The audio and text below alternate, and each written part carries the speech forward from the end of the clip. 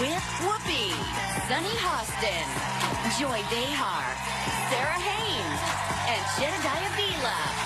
Now, let's get things started.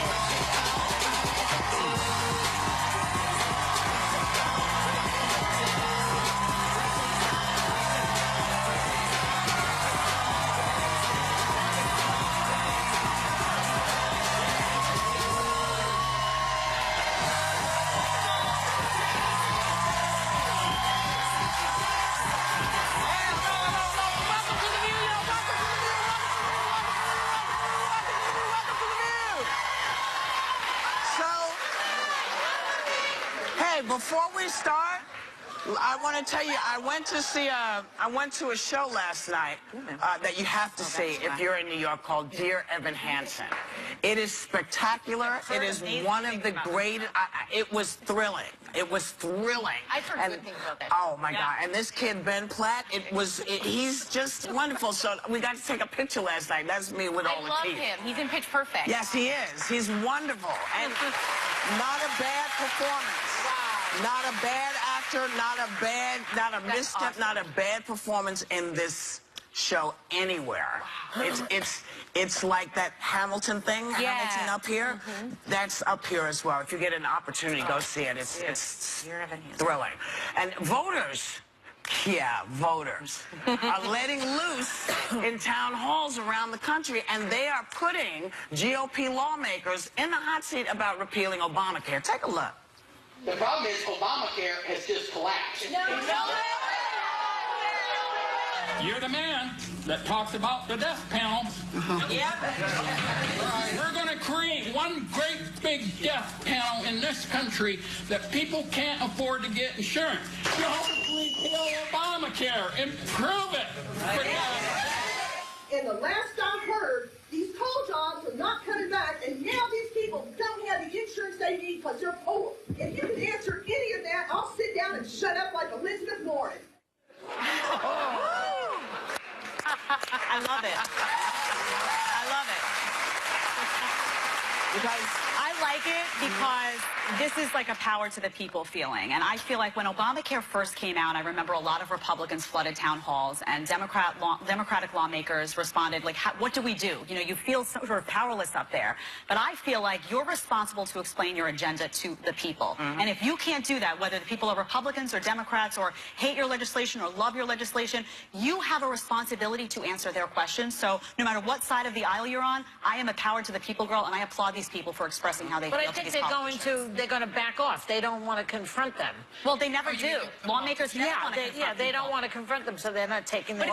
It's a nice reminder because I think there's a lot of pressure in D.C. right now, considering Trump is technically a Republican and he's overseeing this party. Right now, people are feeling the pressure in D.C. to give in, pass people through, do all this stuff. These are the people that are going to vote them back in or not. And at one of the town halls, there was it's your last term, term. I think it's a good and real reminder that at the end of the day, their power comes from those votes. Yeah, they work for us. Yeah, they work for us. Not the other way around. Not the other way around. People forget that. What was interesting to me, though, was the notion that, and it has always been interesting to me, that Obamacare is a bad thing. I mean, we have to remember that for the past 100 years, presidents have been trying to push forward universal health care. It started with FDR, and it just hasn't been able to work. And President Obama was the first president in 100 years that was able to make it work. And if you, I don't understand why Republicans are saying repeal, repeal, repeal, and that it's too expensive. Because if you look at it, 8 out of 10, it isn't. 8 out of 10 Americans can get health insurance for $100 or less per month. I'm going to tell you. Let's talk about the real numbers, though, Jed. I'm going to be honest with you. Numbers. If Obamacare was really popular among people, Hillary Clinton would be president right now. That is one of the key reasons. I promise you it is. No. When I had conversations, why are you saying it's so I'm telling you, expensive? because for a lot of people, their premiums have gone up. Mine went up. I know. I speak to people every day that say I can't afford my health insurance anymore. The issue is, though, people didn't know that. Wait a minute. A lot of people that voted for Trump didn't know that Obamacare was the same thing as the Affordable Care Act. But it was sold.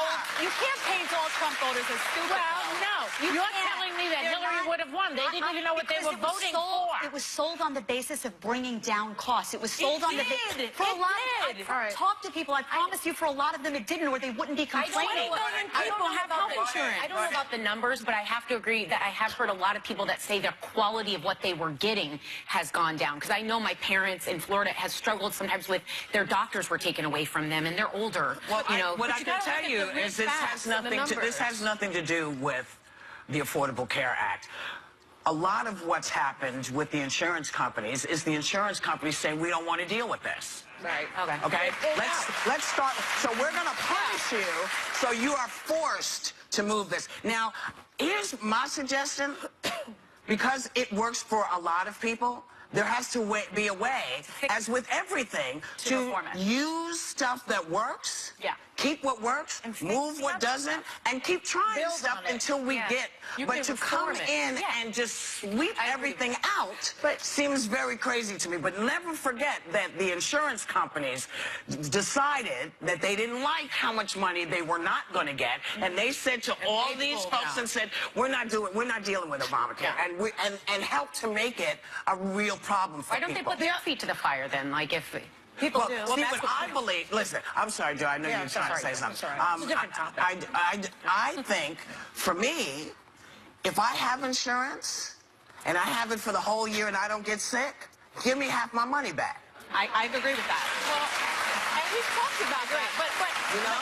I really think it's so important, and we have heard anecdotally, right, that, okay, some people lost their doctors and it's unaffordable. But since 2016, 400,000 more Americans signed up for the Affordable Care Act. So how bad can it be? Well, it's the best option that these people have had. But it's bad for many 100 reasons. A lot of years, people Jay. were forced to get insurance that didn't want to. That's a mandate saying you have to have insurance. You can't They were afford not- it otherwise. But a lot of people, they're paying for something they didn't want. Wait, That's you know not what? I'm sorry. This BS about not wanting it's like immunization.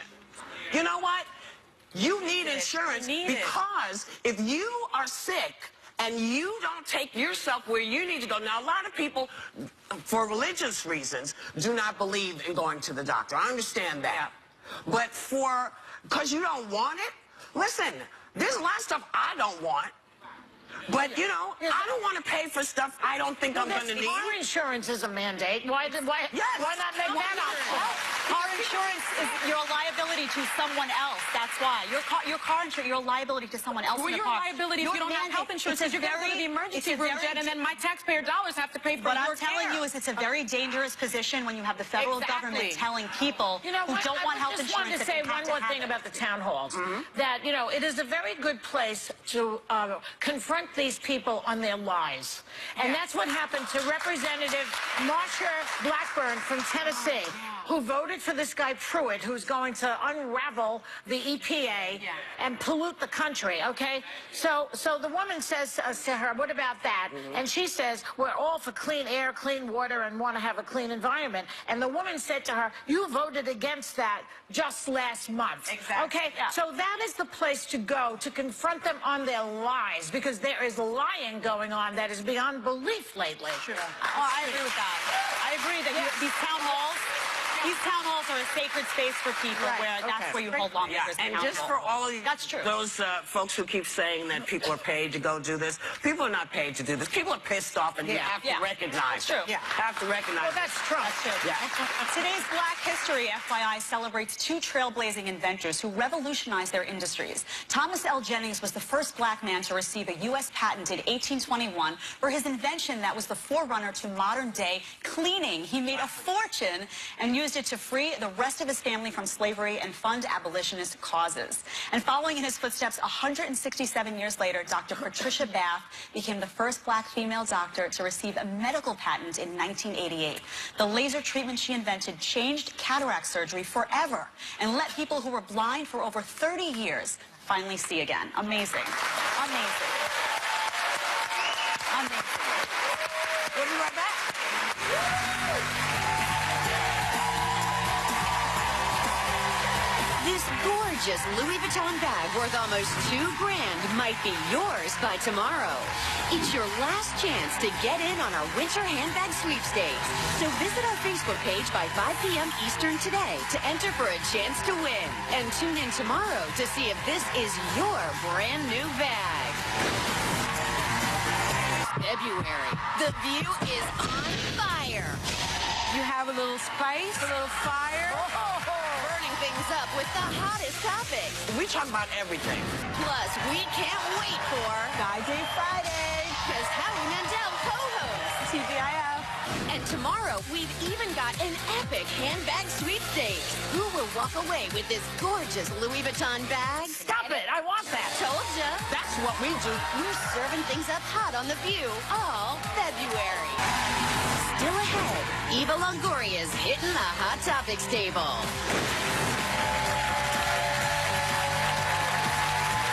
Welcome back. You know, the new reforms on immigration laws have been revealed, which the White House claims will target dangerous criminals. But unlike President Obama's orders, you don't have to be convicted of any crime. It's now up to immigration agents to decide who they feel poses a risk to public safety or national security. It seems, you know, because when we talk about Obama, you know, they always say he's deported more people 3 million. Based on their, you know, their criminal records. And that seemed to work. You know, he caught a lot of hell for it, but that's what he felt he needed to do. Right. Yeah. So if that was working well, Yeah. why are we creating chaos? Because that's with what he this? promised his voters. What, chaos? Yeah, basically. I think the catch here is, on what you're saying, is what I've heard him campaigning on over and over was, it's not going to be a mass deportation. We're talking about violent criminals, and that's what he kept saying. And I remember one time at this table, I said, I could get on board with that. Like, people that have created, like, Felonies. Thank you. Yeah. Felonies, violent crimes. Everyone can agree on that. Yeah. And then someone said, but where does the line of the crime, where is it drawn? Yeah. And that was like a foreshadowing. Because now what I'm hearing is there's a lot of gray area. Traffic violation. Yeah, and Status violations. it's all gray area, and because there's no specificity, it leaves it up to each person to interpret that, which is giving a lot of power and deputization to these local law 10,000 enforcement. Well, he's going to hire 10,000 agents to enforce this, which then he will say is a job creation program. Just watch. Watch. He'll say, you see, I created 10,000 jobs. Just watch that happen. I think to Whoopi's point, you're absolutely right. I mean, they used to call President Obama the deporter-in-chief because he got rid of more undocumented immigrants that had committed crime than any other president in history. That's a debatable fact, though, you know, because I don't think it's debatable. No, it is. It is When because without Customs and Border Protection. I'll tell you why, though, has because steps. they use numbers regarding the catch and release program with people they actually find right on the border, not people that have actually entered the country and tried to. That's debatable that he's been the biggest deporter. This says between 2009 and 2015, his administration removed more than 2.5 million people through immigration orders. This does not include those who were turned away at the border. Yeah. That's what this. That's what This is. Well, not whatever. Yeah. I mean, listen. You know, all we can do is work with what we got, and so this is what we have. And to me, there was a lot of people. He took a lot of heat for this, and he turned away a lot of people. He turned away violent, undocumented people from all countries. Yeah, for me, that's a little different than what seems to be happening here. For me, I think the concern by many people is there are huge sectors of the border that everybody knows are completely unsecured. And Donald Trump vowed, border with Mexico, that are completely unsecured. And Donald Trump vowed to many people that he would amp up border security. And if you look at polling, a Harvard-Harris poll just came out and said 75% support the directive to increase the Border Patrol. 80% of Americans say local authorities need to comply with the law by reporting to federal agents the illegal immigrants they come into contact with.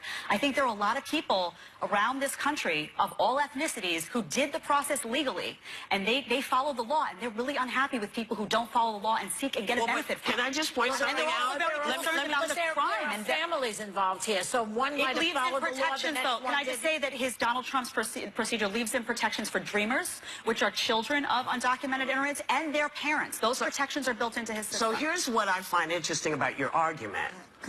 When he did the first sweeping act, he didn't really care about people who had green cards and who went through the process and did it all legally. That was bad. Yeah, it was bad. So I'm just saying, you know, yeah, there are lots of things we could be doing, but is he destroying what's been done simply because Obama did it, or because he actually believes that Obama didn't get what was happening when he is called by immigration people as the deporter-in-chief? I think this sowing of chaos and making people uncomfortable was unnecessary, because he could do what he wants to do.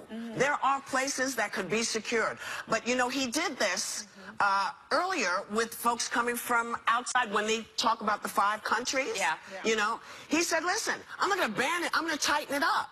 Yeah. So why not start from a place that actually does what you say you're going to do, as opposed to, and then everybody's like, what the hell? Exactly. Yeah. And the thing is, and I actually, you know, and Jen and I have discussed this, and I agree, we're a nation of laws. And so if you come here and you've done it illegally and you're committing crime, then certainly you should be deported. And that's what President Obama did. But when you're talking about people that come here undocumented, they're fleeing a country because they're in trouble. They're fleeing repression. Those people that have children, why would you break up families? And he isn't protecting He's not those breaking people. up those families. He is not No. protecting He's those people. protecting If you look, the have you looked at his new immigration I did. guidelines? I did. Because he has not. He's making it more difficult for asylum seekers. Immigrants could be sent to Mexico first and then and formally deported later. Unaccompanied minors are not protected. Unauthorized immigrants are now priorities for deportation. I haven't seen anywhere in those guidelines that he's protecting the I children. think what he's going after are sanctuary cities. I think he's seeking to provide compensation to families who have been victimized by undocumented How does he immigrants. find Let's hold up, because this is an interesting conversation. We're going to come right back to it. Hi guys, it's Eva Longoria. I'm coming up next on The View to talk to these fabulous girls. But this one, because it's my favorite.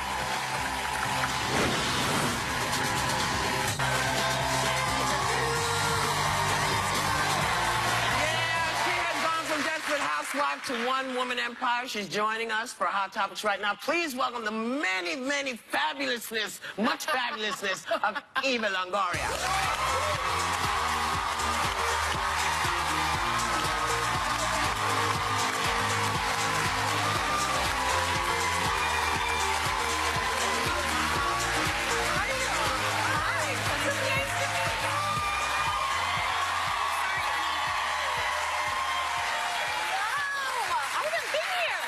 No, you haven't been to this space. I'm here in the new studio. Yeah. Congratulations. This outfit is gorgeous. I'm stealing that from me and my mother for after the show. Thank you. It's like one big spank, so it's good. Body spank. Yeah, it's a body spank. It's about, well, come here, baby. Let me give you a body spank. You know, we've been talking about immigration, and Yes. this is something you can speak to. Yeah. I've studied it a lot. I've been on the border several times. I've been to Arizona. There's a couple things. There's a lot of issues about immigration and immigration reform. That's why they call it comprehensive immigration reform, because there's many tenets. There's securing the borders. There's the guest worker program. There's pathway to citizenship. I mean, there's a lot of moving parts. And so when people say, get in the back of the line, you have to realize there is no line. And that's the broken system, is that you go to this line and then you go to that line, but where's the line? Like, I'll get in line, but just tell me what line. Yeah. I can't breathe because the spank is too tight. But let me tell you something. You said it too about sanctuary cities and refugees. It's very dangerous, and this is just my personal opinion, but it's very dangerous to deny asylum to a lot of these people. Honduras is the murder capital of the world. Syria is a war zone. Yeah. So this isn't an issue of Democrats and Republicans. It's not an issue of Obama and Trump. For these people, it's an issue of life and death. Yes. Right. Yes. And that's dangerous. Yeah. And then he did, you know, I agree with we're a country of laws, and that's really important to follow. And I'm so happy that Trump is protecting DACA and DAPA, the children and the parents. Super important, because these are people that contribute to the country. But we have to be careful, because they floated defunding sanctuary cities. Yeah. And what happens is, when you vilify an entire community. You know, I'm Latino, so people assume Latino is equal with illegal, and it's not. I'm not. I'm ninth generation. I'm more American. Are you Mexican American? I'm Mexican American. Yeah. So you have to be careful with the defunding of sanctuary cities because the local and state governments cannot have a gun to their head. That's right. From the federal government of defunding, and when you defund, when federal funds are taken out of states like California is the largest, has the most sanctuary cities, you could possibly be defunding homeless veterans who use federal vouchers for housing. You could be defunding the Los Angeles port that needs that federal funding to protect it from terrorism. Like, you can't just take away funds because you're trying to prove a point of an election. Yeah. So basically what you're saying is people should educate themselves. Do their homework. Do the homework on what's Yes. going on. Yes, because there's a lot of fake facts Right. floating around. Everybody's like, that's not true, that's not true. There's a great book called They Take Our Jobs by Aviva Chomsky. Yes. And it's the 20 myths of, they don't pay taxes, they do. They take our jobs, they don't. And so it's a really, really good book if you want to get educated on it. All right, let's change the subject for a minute just because Take a breath. because you're a star. You've read IMDb, the website, IMDb. Okay. Yes. It's a website that basically tells you everything about every celebrity, including how old we all are. Right. Now, there are people, actors, I guess, who are saying, hello, take my age off of there. But at the moment, there's a ruling saying they can't do that. They They're can going leave to it leave on. it there. Yeah. Yeah. That might be overturned, but at the moment, Yeah. they're leaving it there. What do you think about that? Yeah, it sucks. It doesn't suck when you're like 20. You're like, I don't care. Now I'm over 40, and I'm like, yeah, let's take that down. But no, you know what it is? There is ageism in Hollywood, but there's ageism in society. Yes. Right. You age out of everything, Yes. right? Yeah. And it's just not fair. But yeah, there's a lot of people who look right at that age. The other thing I don't understand about IMDb, and I'm not informed about, is there's a lot of misinformation on my page. They're like, Eva does this, Eva does that, Eva's from there, and I go, Black woman from Chicago. yeah. Yeah, Wikipedia, too, has a bunch of baloney. Horrible, because I think too. people can upload. You can upload information about me, and I can. So that's the only thing is there's a lot of misinformation on those pages. Yeah, but you don't want your age out there particularly, huh? But they can find it. I don't anyway. want it. Can find so much. Why don't we increase it? They're like, we should lie and increase it. And like, Eva's 98. She looks good. People will believe it. They'll say Yeah, it's and they'll real. believe it because it's on the page. They'll say she got a really good facelift. I want to talk to you about your hubby. Okay. So the last time you were here, you got married, and you got married, That's my angel. and you've both been married before, but neither of you wanted to get remarried. But what happened? Because you're married now. I know. Yeah. I am. No, we've been married, and we just wanted to be happy, and that's different things to different people, and it just evolved into, we should get married, and I said, who are you?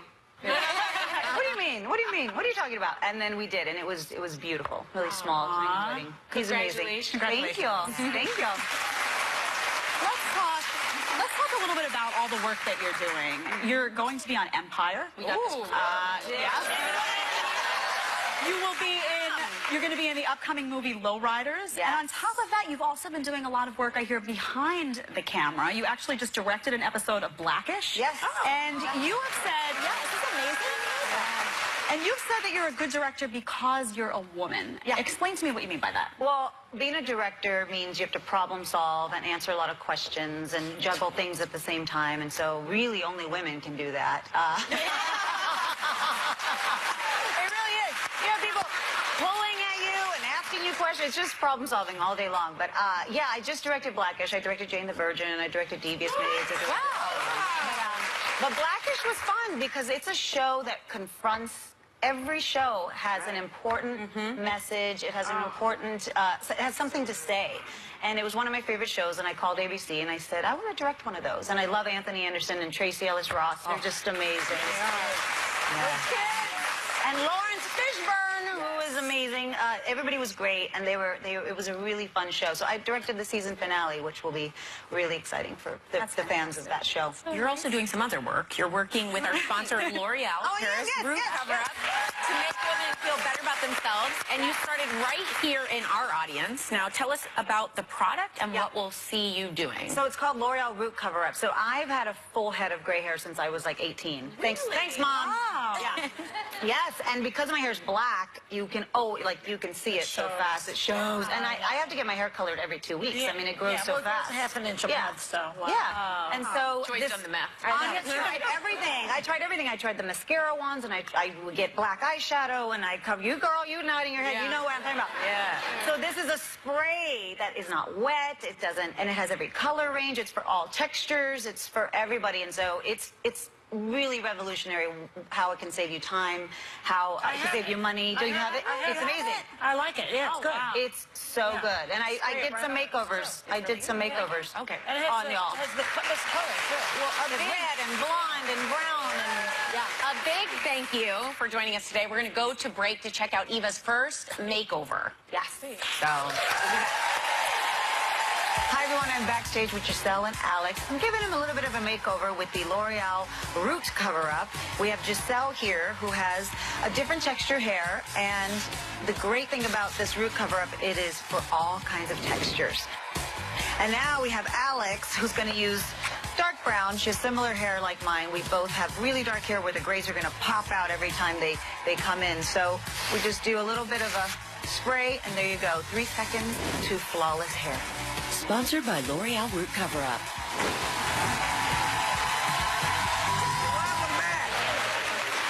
Apparently, a pressing question in America today is, can men and women really be friends? Ooh, stop the presses. Apparently, it's a question that comes up often. Clearly, I'm never in the room. And a new study claims they cannot, and it's all because of the way men and women maintain friendships. Do you believe this? No. I hate when they generalize, like, all men act this way or all women view things this way. I don't think it's true. I think the one complication is that sometimes a little hanky-panky goes on. That's why. Yeah. oh, that's a major You can't complication. be friends once you've seen each other naked. How many friends have you seen naked? You've seen a lot of That's friends not naked? true. No, I don't think that's true I don't either. think No. once there's been hanky-panky, No, you can't go back to hanky-panky being and seeing platonic. somebody naked are two different things. Yeah, I that's meant when you play hanky-panky. together Okay, naked. you mean So you play together naked.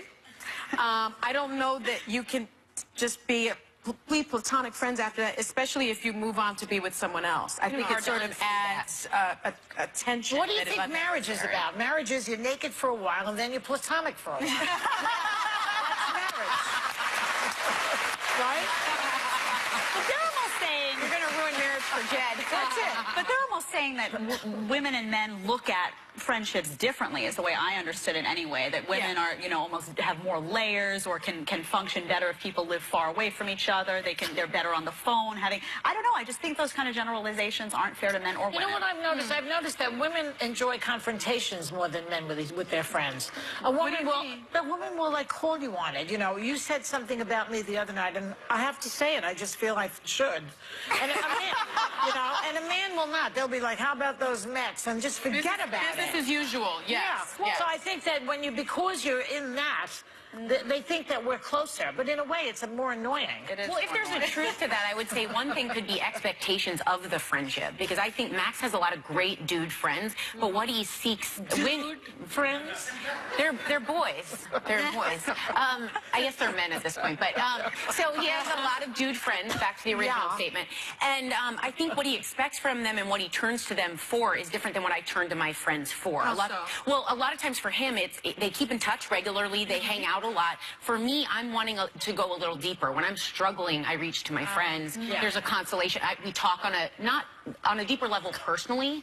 And so I think I'm looking for that. And men don't talk to each other like that. I'm feeling really insecure today. No, you never hear that from me. That's some of them do. When did you hear that I've dated from 2 men? guys that have been like that. They go and they have heart-to-hearts with their friends if they have a problem in their life about their family or about anyone. They go and they confide in their male friends, and they have really deep relationships But with do a lot they of just keep trying to bonding. fix it? Because that's the thing I run into with men, is when I just want you to hear me, and sometimes I speak, and then they start to fix it, and I was like, that's not why we came here today. Asking Like, for that. That's something I do deal with my husband all the time. It's like, I just want him to listen, and I say, I just want to know what time it is. I don't want to know how the clock works. I love how the two of you turned this into couples therapy somehow. Honey, I feel you. Yeah. I feel you. You call me next time, not me. All righty. That was enlightening. But, you know, we have some sadness to report. Steven Spielberg lost his wonderful mother, Leah Adler, at 97. She was an extraordinary woman, and she talked at one point about Steven fighting back against anti-Semitic neighbors. We lived in a non-Jewish neighborhood, and these people used to chant, the Spielbergs are dirty Jews. And one night, Steven climbed out of his bedroom window and peanut buttered their windows, which I thought was marvelous. She was an extraordinary woman. We'll be right back.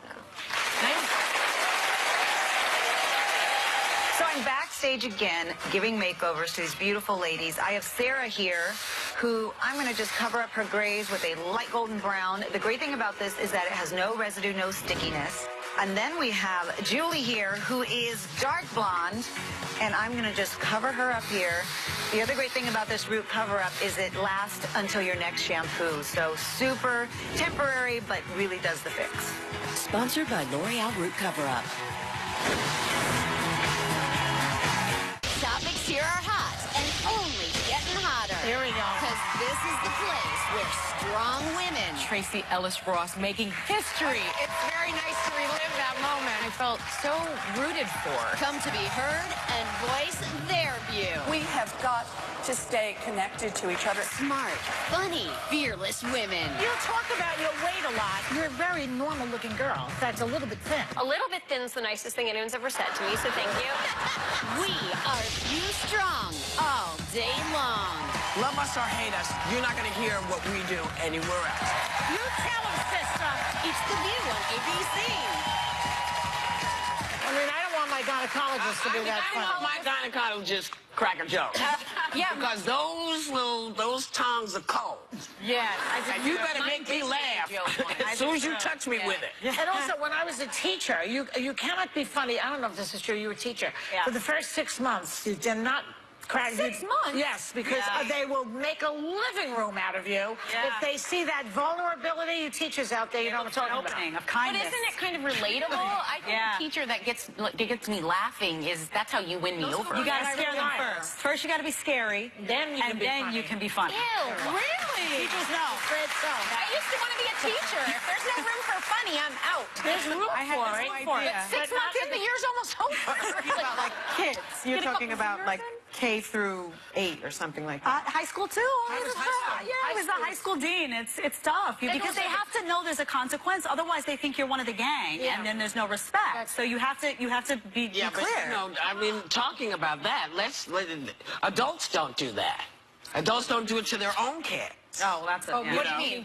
Be lighthearted with them? No, not being lighthearted, but if telling kids there are consequences. Everybody wants to be friends. Yeah. You know, so if you're having a hard time with your class, part of it is because parents have left it up to you to deal with this. You gotta put those boundaries down. And you have to put the boundaries down. You know? It's not necessary to be mean or anything like that or so strict. And the one thing that does not work as a teacher is sarcasm. That does not work with students. The minute you're sarcastic, you lose them, and you should. It seems like you're mean. sarcastic to them. It's nasty. Sarcasm And a also lot of comes- teachers can do that, and it's very destructive. Yeah. They have to stop They trace sarcasm to an angry place. So if you're around sarcastic people, those aren't the ones you're laughing the loudest at. Usually there's a little edge to that. It's too edgy. It's always a little passive. Well, you can do it as long as you're not directing it at a kid. Right. You know, if you're being sarcastic about what's going on in the world, that's different. Where people get in trouble is they think they're being amusing, saying stuff to kids, not realizing, hey, that's not your job. Yeah. Your job's not to be sarcastic. No. Teach my kid, have fun with my kid, but don't put my kid down. Well, also, in sarcasm, I think the intent is to hurt the person. Yes, that's what anger part. But when you're doing it in general, it's more ironic than sarcastic. It doesn't laugh. I mean, you know, you all are so funny. I mean, you know, I sit between two funny people, and Sarah's funny. Jed's funny too. Notice how I was left to the end. No, but Jed is funny too, and it makes coming to work a lot easier because we laugh together a lot. I mean, I would think in the classroom at least a little There's bit a of place that. for it, but teachers have I've said this often, they have the toughest job in America. I mean, if you are a teacher, and I know because I've done it, and I always said, when I was teaching, it was harder than anything. I was exhausted. It's exhausting. It is tiring. They're underpaid. They're massively teachers. underpaid. They really Hey, are. Betsy DeVos. Betsy DeVos, you hear what we're talking about? Teachers are underpaid, not paid well. You are now the head of education. Fix it. Fix it, Betsy DeVos. since you are the person. Yeah. Fix it. That was a slip of the tongue. What? We'll be right back.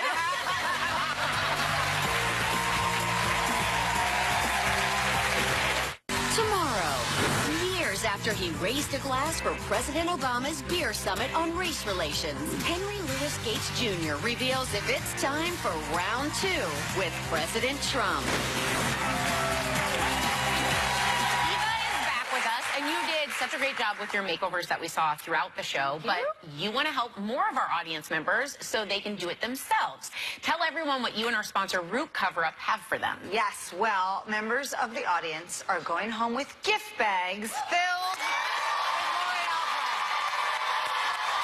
And a Walmart gift card.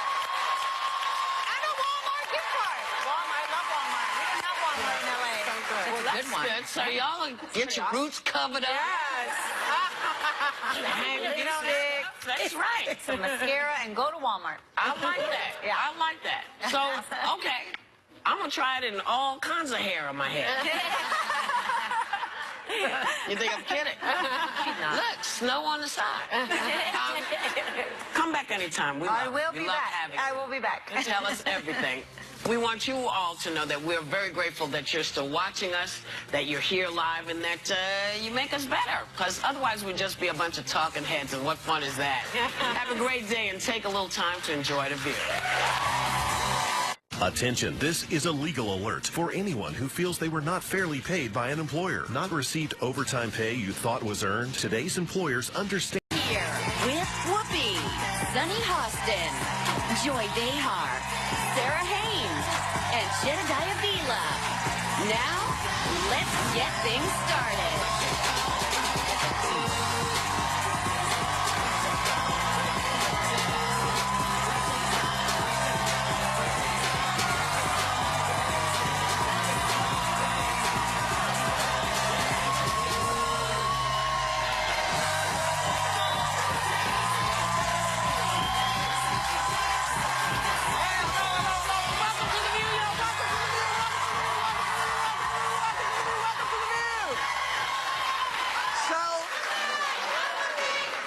Before we start, I want to tell you, I went to a show last night that you have to see if you're in New York called Dear Evan Hansen. It is spectacular. It is one of the great. It was thrilling. It was thrilling. I've heard good things about that. Oh my God! And this kid Ben Platt, he's just wonderful. So we got to take a picture last night. That's me with all the teeth. I love him. He's in Pitch Perfect. Yes, he is. He's wonderful and not a bad performance. Not a bad actor, not a misstep, awesome. Not a bad performance in this show anywhere. Wow. It's like that Hamilton thing, Hamilton up here. That's up here as well. If you get an opportunity, go see it. It's thrilling. And voters are letting loose in town halls around the country, and they are putting GOP lawmakers in the hot seat about repealing Obamacare. Take a look. The problem is Obamacare has just collapsed. You're the man that talked about the death panel. We're going to create one great big death panel in this country that people can't afford to get insurance. You have to repeal Obamacare. Improve it. And the last I've heard, these coal jobs are not coming back, and now these people don't have the insurance they need because they're poor. If you can answer any of that, I'll sit down and shut up like Elizabeth Warren. I love it. I love it.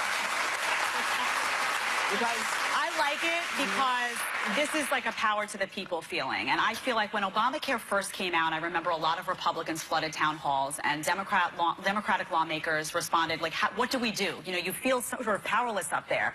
But I feel like you're responsible to explain your agenda to the people. And if you can't do that, whether the people are Republicans or Democrats or hate your legislation or love your legislation, you have a responsibility to answer their questions. So no matter what side of the aisle you're on, I am a power to the people girl, and I applaud these people for expressing how they But feel I to think these they're going to back off. They don't want to confront them. Well, they never do. Lawmakers never want to confront they people. don't want to confront them, so they're not taking them. It's a nice reminder because I think there's a lot of pressure in D.C. right now, considering Trump is technically a Republican and he's overseeing this party. Right now, people are feeling the pressure in D.C. to give in, pass people through, do all this stuff. These are the people that are going to vote them back in or not. And at one of the town halls, there was it's your last term, term. I think it's a good and real reminder that at the end of the day, their power comes from those votes. Yeah, they work for us. Yeah, they work not for the us. other way around. Right, not the other way around. People forget that. What was interesting to me, though, was the notion that, and it has always been interesting to me, that Obamacare is a bad thing. I mean, we have to remember that for the past 100 years, presidents have been trying to push forward universal health care. It started with FDR, and it just hasn't been able to work. And President Obama was the first president in 100 years that was able to make it work. And if you, I don't understand why Republicans are saying repeal, repeal, repeal, and that it's too expensive. Because if you look at it, 8 out of 10, it isn't. 8 out of 10 Americans can get health insurance for $100 or less per month. I'm going to tell you. Let's talk about the real numbers, though, Jed. I'm going to be honest with you. If Obamacare was really popular among people, Hillary Clinton would be president right now. That is one of the key reasons. I promise you it is. No. When I know why are you saying it's so I'm telling you, because for a lot of people, their premiums have gone up. Mine went up. I know. I speak to people every day that say I can't afford my health insurance anymore. The issue is, though, people didn't know that. Wait a minute. A lot of people that voted for Trump didn't know that Obamacare was the same thing as the Affordable Care Act. But it was sold.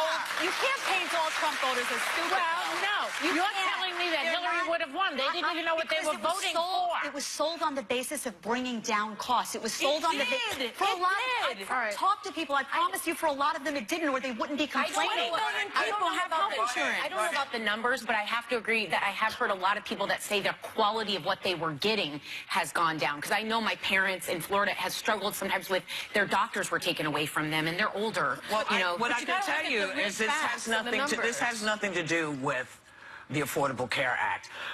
A lot of what's happened with the insurance companies is the insurance companies saying we don't want to deal with this. Right. Okay. Let's start. So we're going to punish you. So you are forced to move this. Now, here's my suggestion. Because it works for a lot of people, there has to be a way, as with everything, to use stuff that works, keep what works, move what doesn't, and keep trying stuff until we get.